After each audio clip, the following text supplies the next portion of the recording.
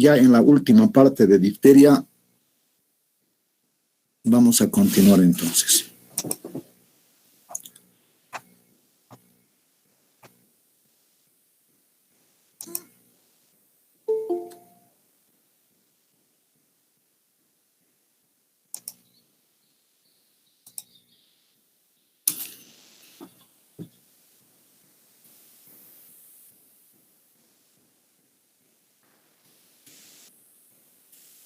Y para estimularles, jóvenes, o sea, siempre hay diferencia, ¿no es cierto? Yo sé que la asistencia es libre, pero también parte del reglamento dice, distinguidos jóvenes, que debemos nosotros premiar la constancia y el esfuerzo que hacen ustedes aún en este tiempo de dificultad de conectarse.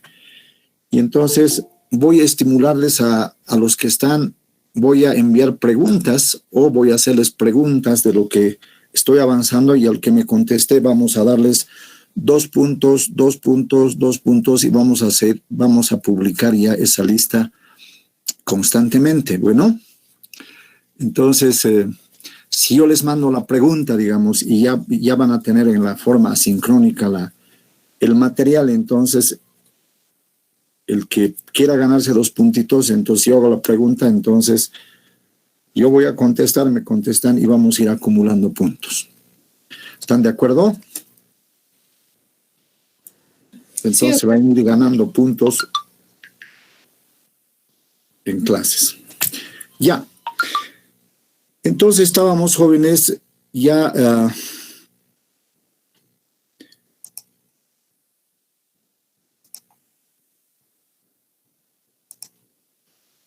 en el diagnóstico diferencial, y aquí habíamos mencionado con qué entidades clínicas podemos hacer. Aquí están viendo, por ejemplo, las manchas de Koplik, ¿no? Doctor, no está compartiendo. No sabe su diapositiva. Ya.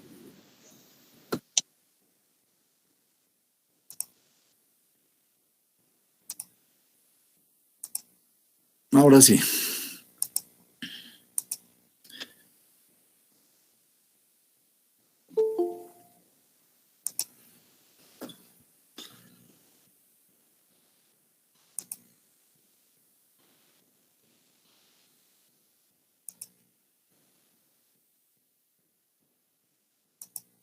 Ahora ya se ve, ¿verdad?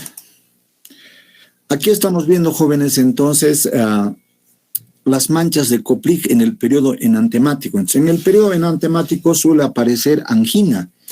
Ve, aquí estamos viendo, por ejemplo, la amígdala y la cara interna de los carrillos en el sarampión, estas manchas nacaradas que aprendimos como manchas de Koplik. Y si hubiera una amigdalitis parecida a la difteria, rápidamente vamos a diferenciar por estas manchas de Koplik, precisamente en la cara interna de las mejillas, y este brote exantemático que es típico en el sarampión, y de la misma manera en la rubeola o en la varicela, que tiene exantemas típicos. Entonces, de ese modo diferenciamos tanto como que sea la laringitis o la difteria faucial. En este caso, por ejemplo, puede acompañarse también de una laringitis, de una ronquera. Estos casos es excepcional, pero puede ser. Entonces, las laringitis supraglóticas de etiología viral, como en el sarampión y otras eruptivas, entonces podemos diferenciar ambas, no solo la laringitis, sino la difteria faucial también, que asienta en la orofaringe. ¿Qué otras entidades tenemos? Tenemos estas otras. Aquí les traigo, por ejemplo, una fotografía de la anatomía del esófago, nada más para hablar de los CRUP. ¿Qué son los CRUP? Son crisis asfícticas, dificultades respiratorias que acontece, jóvenes, en algunas enfermedades, y particularmente, distinguidos jóvenes, en el sarampión suele haber, hemos hablado del sarampión sofocante, que cursa con laringitis, y puede haber edema subglótico. Entonces hay alta tasa de letalidad en el sarampión sofocante, que es una inundación de todo el árbol bronquial, es una laringotraqueobronquitis, por eso se llama sarampión sofocante, y concluye con la vida de muchos niñitos particularmente. A eso se llama CRUP, a esa dificultad respiratoria. Pero ¿por qué se llama falso CRUP? creo que he repetido varias veces, porque el verdadero CRUP es precisamente la que se presenta en la difteria. Entonces, si puede haber otra enfermedad que está presentando esta dificultad respiratoria parecido al de la difteria, llamamos falso CRUP. También este CRUP puede presentarse por reacciones alérgicas, por eso llama acá el CRUP alérgico, ¿no? El absceso retrofaríngeo puede igualmente provocar este CRUP. Las adenopatías traqueobrónquicas, particularmente en los niños, en la primoinfección jóvenes, se manifiesta con cuadros dramáticos y aparatosos. Entonces, hay que obtener una radiografía y entonces pueden ser estas adenopatías traqueobrónquicas las que pueden causar esta dificultad respiratoria o este falso CRUP. Pero particularmente jóvenes, aquí vamos a ver lo que se llama la difteria laringea, o mejor dicho, hay que diferenciar de la difteria laringea esta angina de Ludwig. Esta angina de Ludwig, jóvenes, se presenta no con mucha frecuencia, pero el peligro es permanente cuando visitamos servicio odontológico. A veces alguna muela o algunas piezas dentarias, algunos, por ejemplo, se hacen extraer varias piezas dentarias. Esas manipulaciones cruentas en todos los jóvenes dentarias puede provocar, vean, este cuadro tan grotesco y tan grave, este edema subángulo maxilar con una periadenitis de gran magnitud. Vean, la lengua, imagínense esa glositis prácticamente, causa una obstrucción de los conductos respiratorios superiores. Entonces hay fiebre, hay inflamación, vea, tumefacción sublingual y submaxilar. Naturalmente hay disfagia o dinofagia y es grave y de alta tasa de letalidad estos casos. Entonces, particularmente mi persona, jóvenes, cuando voy a visitar al odontólogo, porque he visto varios casos letales cuando estudiante. Un señor, 2 personas creo que fallecieron por haberse apretado el mochito en el ala de la nariz, imagínense, y otro en el labio superior.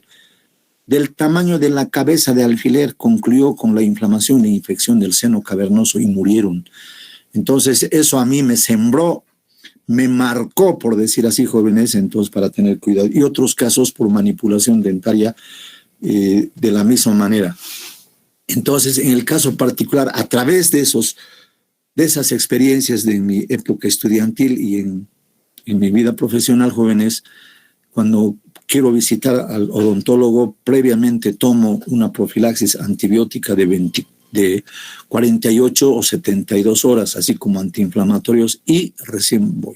Porque uno siempre consulta al dentista porque siente dolor, una gingivitis o un absceso peridental, etc. Entonces yo voy con un tratamiento previo antes de la manipulación dentaria. ¿Cómo se presenta? Vean, este caso es el mismo caso, con traqueostomía, pero ya occiso. Es así como se presenta esta angina de Ludwig o angina de Ludwig. Ahora sí, el diagnóstico. Pregunta para todos los grupos el diagnóstico. El método clínico es el primer método. Tanto que sea para la difteria faucial en la orofaringe o la difteria laringea, es fácil. Toda angina, toda faringoamigdalitis tenemos que sospechar que puede tratarse de difteria. Entonces, ¿qué tenemos que hacer inmediatamente, jóvenes? Pedir un frotis, obtener una muestra de la orofaringe con un hisopo, enviar al laboratorio o llamar al laboratorio para que hagan la toma de muestra y estamos prácticamente salvados o estamos actuando muy bien. La presencia de pseudomembranas, el síndrome tóxico o que alguien haya muerto o que sepamos que hay brote en la ciudad, nos ha de hacer maliciar que toda angina puede tratarse de difteria, aunque no lo sea. Tenemos que pensar y tenemos que aprender a maliciar, y más aún la presencia de pseudomembranas. En el caso de la laringitis, todo caso que curse con ronquera, disfonía, dificultad respiratoria, y además en la difteria saben que hay 3 periodos. El periodo disfónico, o sea, ronquera. El periodo disneico, dificultad respiratoria, ¿sí? Tiraje, cornaje, aparición de cianosis en la región peribucal en el mentón, en el surco nasogeniano, en el pulpejo de los dedos, en las uñas, etcétera, tiene que hacernos sospechar. Entonces, jóvenes, después de agotar el criterio clínico laboratorial, examen directo es muy fácil con el hisopeado que ya les había dicho, ¿sí? Llamamos y fácilmente cuando apliquen el medio de Mantullo, entonces en 3 a 4 horas ya vamos a tener estas imágenes cuando extendamos en el porte y observemos al microscopio coloreado con azul de metileno o azul de Leffler, entonces vamos a observar esto. Y está hecho el diagnóstico rápido etiológico. Les decía que no necesitamos prueba rápida. Alguien tiene que hacer una tos de cuando en cuando para saber que siguen ahí. O alguien que habla a su micrófono. Seguimos aquí, doctor. Ya. Sigamos aquí, doctor. El antibiograma, distinguidos jóvenes, ni necesitamos hacer en esta enfermedad, pero se hace. ¿Por qué no necesitamos, jóvenes? Porque el bacilo difterico es altamente sensible a la penicilina. Y ya saben ustedes que tenemos más de 3 tipos, pero emblemáticamente o tradicionalmente conocemos 3, la de acción rápida, la penicilina gesódica, la de acción intermedia, la procáinica, y la de acción retardada, que es la benzatínica. Bueno, el hemograma, en el examen de rutina, en el hemograma, ¿qué hemos de observar? Hay anemia discreta, hay leucocitosis y neutrofilia. Eso es lo que solemos observar. ¿Se están saliendo o están queriendo entrar? Ahora vamos a ver qué pasa. Así.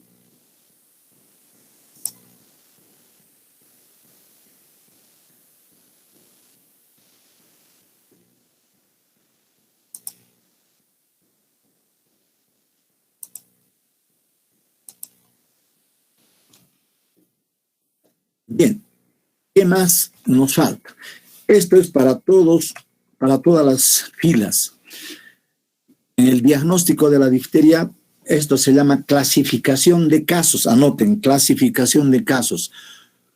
¿Cuándo decimos que es sospechoso el caso? Vamos a animar esto para avanzar más bonito paulatinamente ya. Entonces, jóvenes, en el diagnóstico de la difteria, ¿qué será caso sospechoso? Anotamos. Toda faringoamigdalitis o laringitis debe hacernos pensar en difteria, aunque exageremos. Entonces, jóvenes, como dice acá, toda amigdalitis o laringitis o nasofaringitis, ¿no es cierto? O una faringoamigdalitis, tenemos que pensar en difteria, sobre todo si ya aparecen lesiones con pseudomembranas. Tenemos que pensar. Caso probable, que sea para para todas las filas he dicho, ¿no? Caso probable es el mismo caso sospechoso, pero además tiene lo que sigue, que sea contacto con un caso confirmado. Eso quiere decir que ya hay una epidemia o un brote en la ciudad, en la población donde vivimos, o en la zona o en el barrio donde estamos. Entonces, ese es un caso probable. Y además, que tenga sintomatología de laringitis o tos perruna seca con estridor, que haya brote exantemático o hemorragia en piel o mucosa o epistaxis, gingivorragia, etcétera, tenemos que pensar. Y sobre todo hemos hablado de los síndromes malignos en la difteria, el síndrome precoz de Verdeu, el de Marfan y el síndrome maligno tardío de Gune-Mesat, hemos hablado ya. Entonces, ¿cómo se caracterizan? Por falla multiorgánica, con lesión renal, con falla hepática, con lesiones de los ganglios linfáticos, del sistema nervioso central, del miocardio. Entonces, imagínense, son pacientes que desfallecen, están con apatía, postrados, con hipotensión, con bradicardia o con taquicardia, o con alteraciones de los pares craneales, por ejemplo, parálisis del velo del paladar. Con un sorbo se quieren ahogar y muchos mueren por asfixia, vean. ¿Por qué? Porque no pueden deglutir, se ahogan, se asfixian. Entonces, jóvenes, eso tenemos que cuidar bastante bien. O parálisis hemiplex o alteraciones encefalíticas o meningíticas. Entonces, ¿por qué? Porque estos síndromes cursan con un compromiso multiparenquimatoso. Vea, la insuficiencia renal es también efecto de la exotoxina y particularmente es un síndrome tóxico. La falla renal que va a conducir, ¿no es cierto?, a la muerte. Y finalmente el caso confirmado es cualquiera. El caso sospechoso o probable que en el que hemos hallado qué cosa, al agente causal a través de un frotis y en el medio de Manfullo, en cuestión de 3 a 4 horas ya conocemos y establecemos el diagnóstico etiológico. ¿De dónde obtenemos las muestras de la nariz, pero particularmente de la garganta o la orofaringe? También se puede hacer si hay úlcera cutánea, herida conjuntiva, oído y vagina, pero imagínense a una señorita de 18 años, el médico que le proponga hacer una muestra de la vagina, pudiendo hacerlo de la garganta. Esto solamente son posibilidades en casos excepcionales, pero la difteria, jóvenes, fundamentalmente se presenta en la orofaringe, por eso es la difteria faucial y fuera de ella también tenemos, ¿no es cierto?, que es la difteria laringe, la nasal, la bucal, la del cabum, etcétera. Entonces, el sentido común nos dice de dónde, de la orofaringe, pues, ¿no es cierto?, un hisopeado faríngeo sobre todo, ¿no es cierto?, de la orofaringe hacemos el hisopeado y o llamamos al laboratorio para que hagan la toma de muestra. El tratamiento, aquí está. El tratamiento para todas las filas. CAP, un acróstico, bien. SEA-CAP. El tratamiento es sintomático. El tratamiento sintomático tiene que ver con yugular o hacer desaparecer los síntomas molestos. El tratamiento específico, jóvenes, se refiere a la utilización de un antimicrobiano si es que tiene, en este caso hay. El tratamiento antitóxico se refiere a la utilización, en el caso de la difteria, anótense, la utilización del suero heterólogo, suero equino. Tiene alto peligro de shock anafiláctico, letal. Entonces hay que tener mucho cuidado en aplicar suero heterólogo procedente de animal, en este caso de caballos. El tratamiento profiláctico es la pregunta si tiene o no vacuna esta enfermedad, y hay vacuna para la difteria.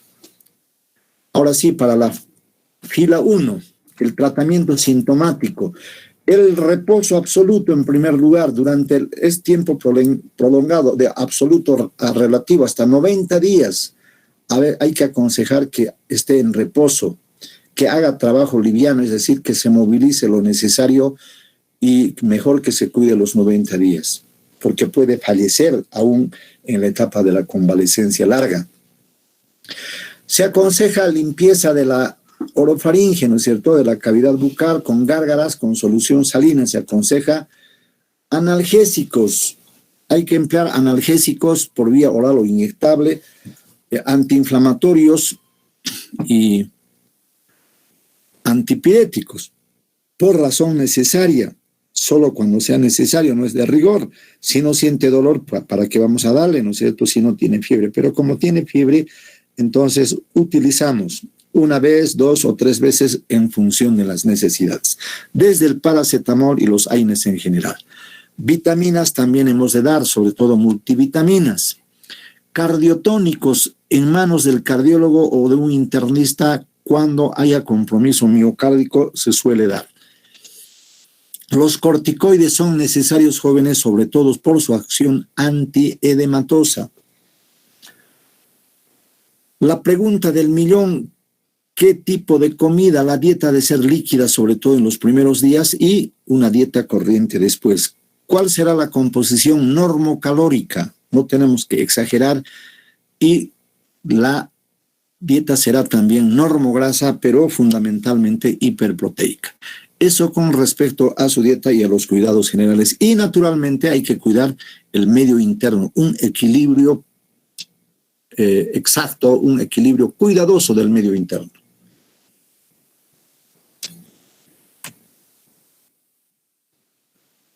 Medidas de control, esto para todas las filas, jóvenes, ¿ya?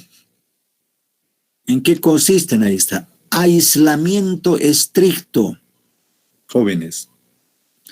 Esto anótenme. Por ahí yo les pregunto, ¿hasta cuándo estará en aislamiento estricto un enfermo con difteria? La respuesta, hasta el reporte de 2 resultados negativos de cultivo de secreciones faríngeas, dice, con intervalo de 24 horas. Ahora, la buena novedad, distinguidos alumnos, es que estos enfermos, cuando comenzamos el tratamiento con penicilina, a las 48, 72 horas ya no contagian, ya hemos esterilizado el tracto respiratorio. Aunque no están bien, siguen enfermitos por 2 semanas, 3 o un mes, pero desde 3 días del tratamiento ya no contagian, entonces pueden visitarle sus hermanitos menores, o su papá o su hijo, si es que el papá estaba o la mamá estaba enferma, etcétera, pueden visitarle. Ya no hay peligro de contagio.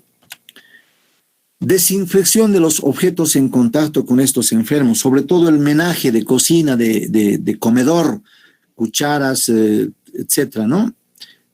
Preferible en material desechable para quemar después o desinfectar con lavandina y luego botar así desinfectado. Hay que tener, la persona que se haga cargo tiene que atenderle con guantes y sobre todo barbijo para no contagiarse. Pero después de 3 días del tratamiento ya no hay peligro. O tener, jóvenes, un equipo de acero inoxidable, su plato, su cuchara, etcétera, para poder esterilizar al calor también.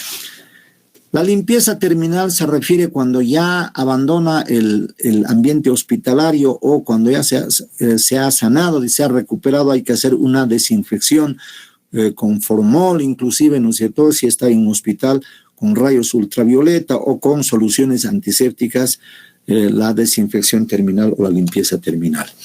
Una recomendación especial, jóvenes, a los que manipulan alimentos. Nos estamos refiriendo a los cocineros o chefs. Entonces, ellos tienen la obligación de preparar higiénicamente los alimentos sin riesgo para la salud de los comensales, de los clientes, y tienen que cuidar la salud de la población. La investigación de campo está en manos de los epidemiólogos y acá yo quiero hacer mi homenaje.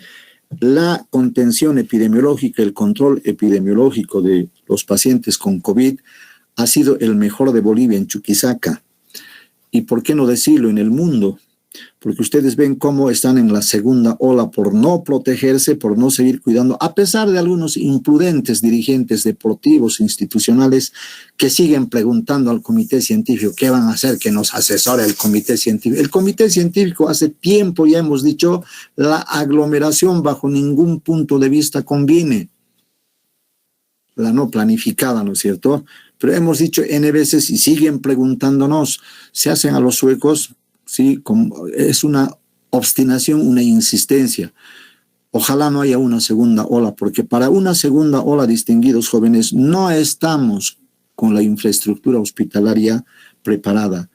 Van a morir, no van a poder atenderse, como ha sucedido entre los meses de julio, finales de junio, julio, agosto. Ha sido dramático. Muchos han muerto en su casa, en el transporte, en la ambulancia, en la calle, o esperando internarse al hospital. Han fallecido muchas personas. Y en este contexto, jóvenes, la contención, el aislamiento, la cuarentena y el aislamiento de los pacientes ha sido emblemático y ejemplar en Sucre particularmente, y la investigación de campo. El doctor Camacho, la doctora Ordóñez, esposa de, no sé si es su docente, el doctor Magne, han hecho un trabajo, pero brillante, brillante, y tenemos que enorgullecernos, ¿sí? Y han actuado con absoluta responsabilidad y sobre todo el equipo de control de la pandemia y los médicos del primer nivel, etcétera. En eso consiste la investigación de campo, averiguar cuántos contactos, ¿no es cierto? Entonces, de esto depende el éxito de una adecuada contención epidemiológica. Ahora sí, el tratamiento antibiótico, el tratamiento específico antibiótico, ¿sí? Que sea para la fila 1, que está para la fila 1. con la penicilina G únicamente. El esquema 1 que dice, utiliza la penicilina G, les aconsejo este último, 20 millones, no anoten 10, ¿sí? Bueno, eso dice la propuesta. 20 millones al día, o sea, 5 millones cada 6 horas, hace 20 millones, durante 10 días. Previa prueba de sensibilidad alérgica, anoten eso. El segundo esquema para la fila 2, la misma penicilina en la misma dosis, penicilina G 5 millones cada 6 horas durante 3 días nada más, en 20 centímetros cúbicos de solución isotónica. Glucosa puede ser o fisiológica.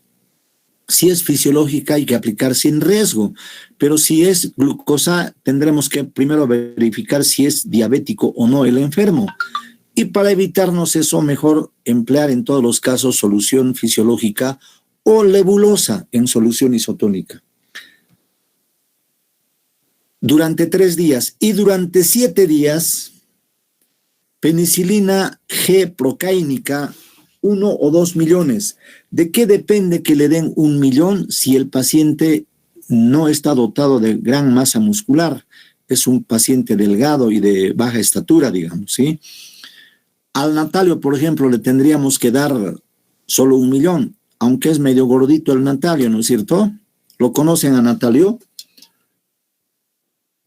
Sí, doctor. Sí, doctor. El decano. A él quizá nos atreveríamos a darle 2 millones. Pero a mí 1 millón nomás me tendrían que dar.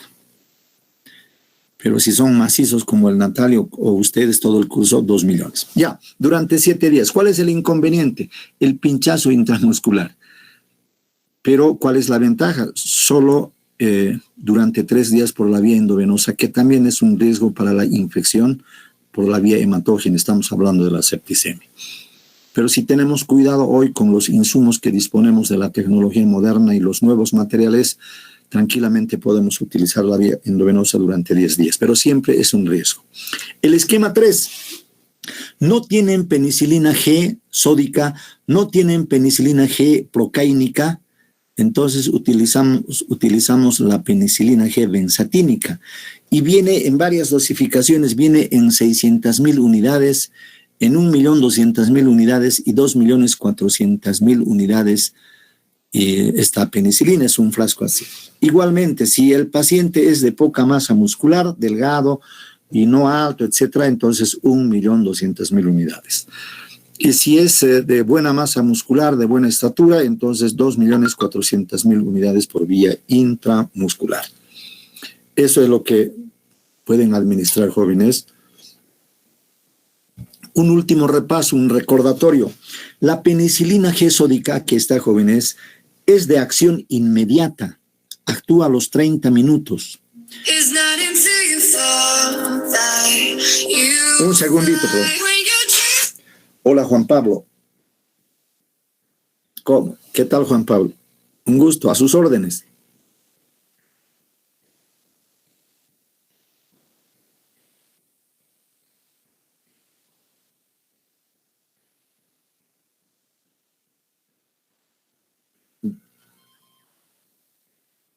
Ya.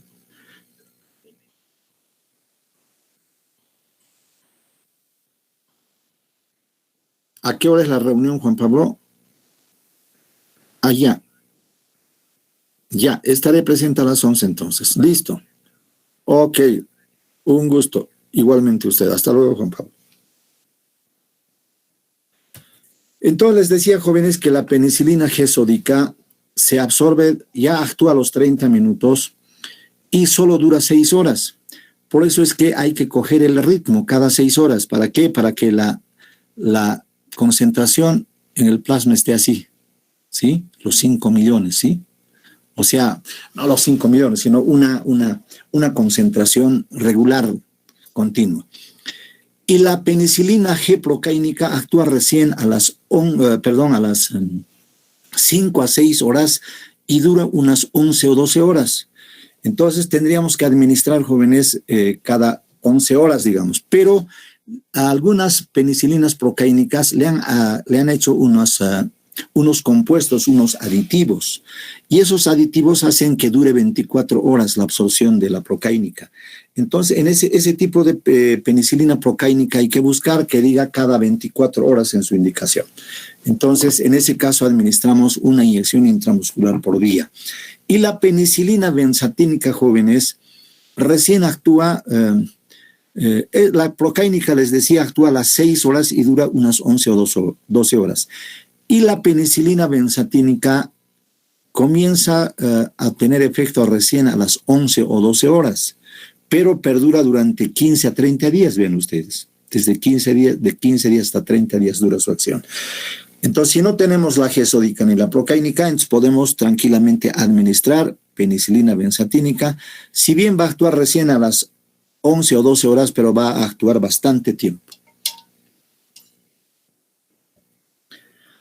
Doctor, sí.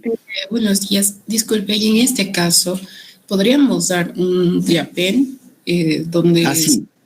Esto hemos aprendido ya en el tétanos, ¿recuerdan? Pero en este caso no. Bueno, si no tuvieras la G-sódica y no tuvieras la procaínica así individualmente y tuvieras solamente el Triapen de 1.200.000 o un Triapen de 2.400.000, igualmente puedes emplear como si fuera benzatínica. El Triapen, por ejemplo, viene en dosificación, 3 dosificaciones. Viene en la dosificación, en realidad viene en 2 dosificaciones.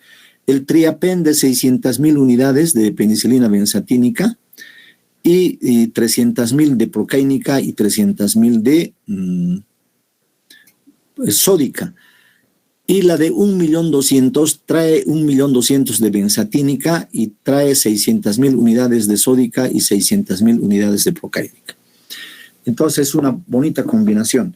Pero esto es si no tuviéramos, ¿no? Entonces, si solo tuviéramos benzatínica y no tuviéramos la G-sódica y no tuviéramos el Triapen, la asociación de penicilinas, entonces podríamos utilizar. No sé si está clara mi contestación. Sí, doctor. Y en caso de que utilicemos el Triapen, ¿solamente utilizaríamos una dosis o utilizaríamos algún esquema? Si solo tuviéramos penicilina benzatínica, dosis única, porque dura 15 a 30 días. Por ejemplo, en el tratamiento de la sífilis utilizamos, ¿sí?, esta penicilina porque es cómodo, aunque utilizamos cada 3 días 4 dosis, pero es una de acción retardada y se utiliza en dosis única. Por ejemplo, en los que tienen fiebre reumática, cada 6 meses se utiliza, ¿ya? Dosis de control cada 6 meses se utiliza, porque su acción es retardada. Para, ¿qué les digo? Para atenuar, para mitigar la réplica en realidad es profilaxis, ¿no? Para evitar la proliferación del estreptococo. Gracias, doctor. Ya que hemos mencionado la eritromicina, acabo de aditamentar la acitromicina, que es otro macrólido, igual que la eritromicina, pero hay que utilizar 500 miligramos dosis única durante 7 a 10 días, en este caso de la difteria. Con esto terminaríamos el tratamiento antibiótico. Si no hay preguntas, bueno, acá siempre en los antibióticos hay que hacer con la penicilina previa prueba alérgica, ¿sí? Entonces anotaremos acá, un asterisco, pongámosle. Entonces,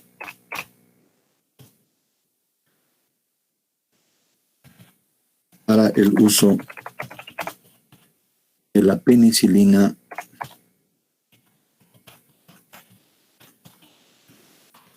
realizar prueba de sensibilidad alérgica.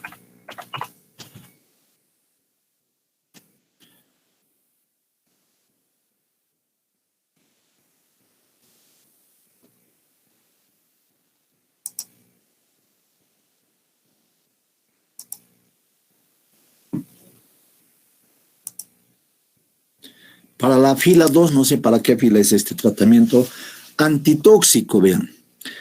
Tratamiento antitóxico, que sea para la fila 1. Ahí está la pregunta, ¿sí?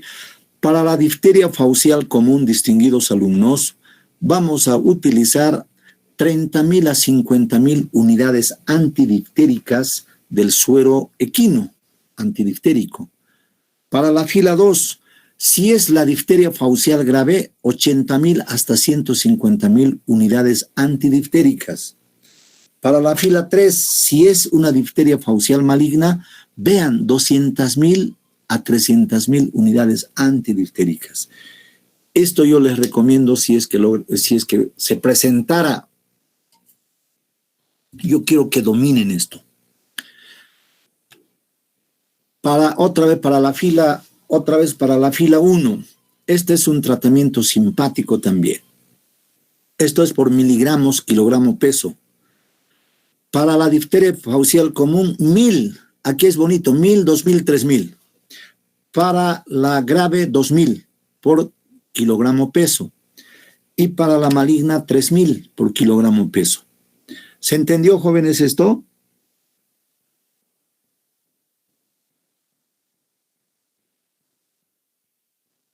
Hola. Sí, doctor. Ya. Entonces, si es grave, según su peso, multiplican por 3.000 kilogramos peso. Y la dosis más o menos van a alcanzar estas mismas dosis. Prueba de sensibilidad antes de aplicar el suero, este suero heterólogo o el suero equino. Hay que hacer una intradermoreacción con 1/10 de mililitro de dilución. ¿Sí? Una dilución de 1 en 1.000, 1 en 100, 1 en 10, y así hay que ir progresando hasta administrar una solución pura de suero antidiftérico. Entonces, cuando aparece una roncha, entonces es positivo, hay que desensibilizar. Pero vean, sin embargo, ¿qué es lo que se aconseja? Una dosis de antihistamínico. Aquí sugiere la difenidramina, que viene con el nombre de Mareum para el tratamiento del síndrome de Meniere, y es la difenidramina o difenidrato, que es la difenidramina. Y también hay que utilizar corticoide, pero además tenemos que estar preparados, ¿no es cierto? Ahora, una vez que hemos calculado, una vez que hemos administrado antihistamínico, difenidramina, este antihistamínico y corticoide, la dosis total se diluye en una solución isotónica. Aquí les aconsejo, para no estar ahí preocupado, qué tal si es diabético mi enfermo o el enfermo, entonces hay que utilizar lebulosa. Mejor utilizar lebulosa. Entonces, al 5% también, y se administra en 1 o 2 horas. Preferible hacerlo en 2 horas, en goteo lento, para neutralizar la toxina libre. Y por otra parte, el antibiótico ya está eliminando al bacilo diftérico, ya no ha de producir la exotoxina, pero la exotoxina producida tenemos que neutralizar. Y además, lo que antes se llamaba expectación armada, o sea, una observación preparada, listos, ¿con qué? Con un corticoide de acción inmediata, la hidrocortisona, o de acción intermedia, la dexametasona, con adrenalina y un equipo de oxigenoterapia y un laringoscopio, bueno, preferiblemente listos para intubar. Entonces, esas son las provisiones que se hace, jóvenes, para la atención de estos enfermos. Y finalmente, jóvenes, el tratamiento profiláctico, hay que aplicar la vacuna, que sea para la fila 4 esta pregunta. ¿Qué profilaxis? Vacuna antidiftérica, que viene en 3 modalidades. En la pentavalente hay la vacuna antidiftérica. La triple viral que comenzó es contra el tétanos, es contra la coqueluche y contra la difteria. Repito una vez más, la vacuna triple es contra la coqueluche, contra el tétanos y contra la difteria. Y la DT, a esto se llama DPT. A ver, aumentaremos. A esto se llama, jóvenes, DPT. Triple o DPT. Entonces, la triple es la vacuna antidiftérica, antipertussis y antitetánica. Y la DT o la doble que llamamos es sobre todo para los adultos, se administra contra la difteria, contra el tétanos. Y jóvenes, eso es todo. Creo, sí. Y les agradezco por su tiempo y rápidamente vamos a inscribir otro tema si es que no hay otra pregunta. Entonces, vamos a fiebre tifoidea.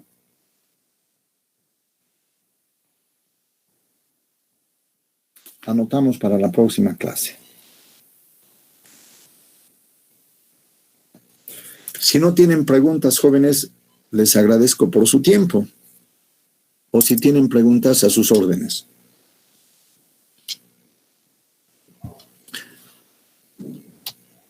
¿No hay preguntas? ¿O han abandonado todos? ¿Cómo es? No, Doctor. Sobre la prueba de sensibilidad que nos acaba de mencionar, de entrada también se le pone la dosis de antihistamínico o cuando presenta la reacción. Mira, iniciamos inmediatamente el tratamiento con prueba de sensibilidad antibiótica, ¿sí? Y si tiene antecedentes alérgicos, ya muchos saben, entonces directamente empleamos eritromicina o acitromicina, porque el que tiene alergia a la penicilina no es alérgico a la acitromicina ni a la eritromicina. Entonces, jóvenes, podemos emplear directamente los antibióticos y ya luego esperar un tiempito para establecer la prueba de sensibilidad, porque es una proteína extraña la que estamos administrando. Es muy peligroso por el shock anafiláctico. Bien, entonces esos recaudos tenemos que tener, ¿no? ¿Ya otra pregunta?